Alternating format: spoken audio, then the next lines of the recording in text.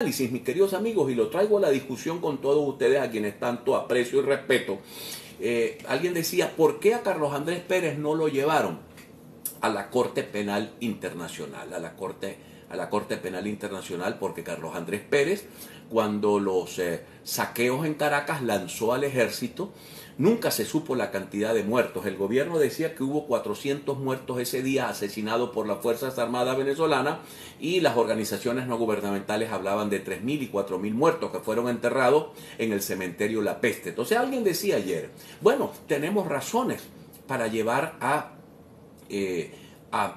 Maduro a la Corte Penal Internacional por violación de los derechos humanos. Pero ¿por qué no llevamos a Carlos Andrés Pérez, que se convirtió en aquel momento en un criminal, en un asesino? Y ciertamente él era el comandante de la Fuerza Armada y ordenó la aplicación del Plan Ávila, que generó una cantidad de muertos en Caracas abrumadora.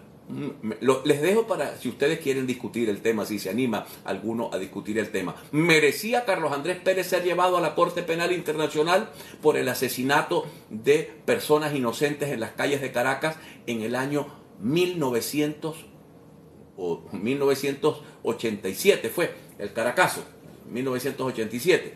Bueno, es una pregunta interesante, interesante. Hay matones buenos y hay matones malos. Defiendo a mi matón, pero sanciono al matón que es contrario a mis ideas. Vaya. Así como algunos piensan que hay terroristas buenos y terroristas malos. Algunos dicen, bueno, si Hamás le hizo a Israel lo que le hizo, Israel tiene derecho a cobrársela, ojo por ojo, diente por diente. Ya hay 12.000 muertos en Gaza.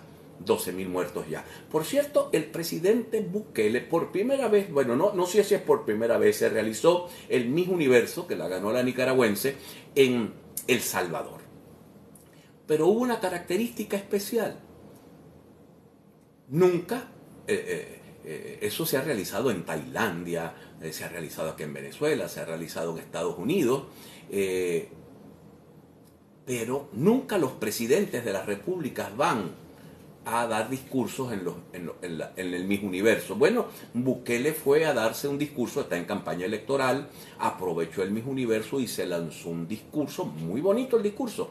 El nuevo Ecuador, ahora ustedes pueden venir a Ecuador, Ecuador es un país. Bueno, sí es verdad que ha cambiado Ecuador, El Salvador lo ha cambiado tremendamente, pero nunca había yo visto un presidente que va a un Miss Universo.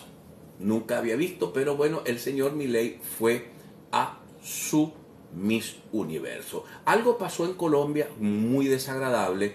La hija de Petro estaba en uno de los VIP del estadio de fútbol viendo un juego de fútbol. Y la pitaron de tal modo, la insultaron de tal modo que la hija de Petro se tuvo que marchar. El único problema es que la niña tiene 15 años y lo que le hicieron no se le hace a una niña de 15 años. Independientemente de que usted esté opuesto al gobierno de turno, no tiene ningún derecho a meterse con su familia, mucho menos con niños menores de edad. Una niña de 15 años, aterrada, tuvo que salir del estadio de béisbol. Y la hija de Ledesma, ¿por qué no hablan de eso?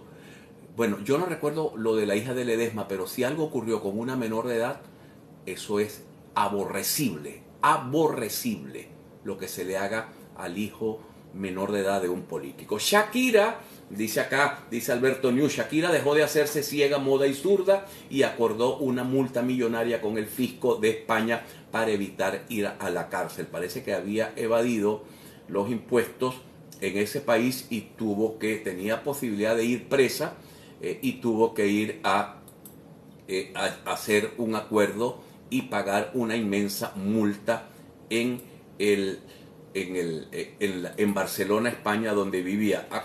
Acá dice, bueno, este es hidrolago que acondiciona y acondiciona, pero no termina de acondicionar. También se instaló, mis queridos amigos, el nuevo gobierno de España. Se los comenté el viernes, sí, creo que se los comenté. El señor Sánchez vuelve a ser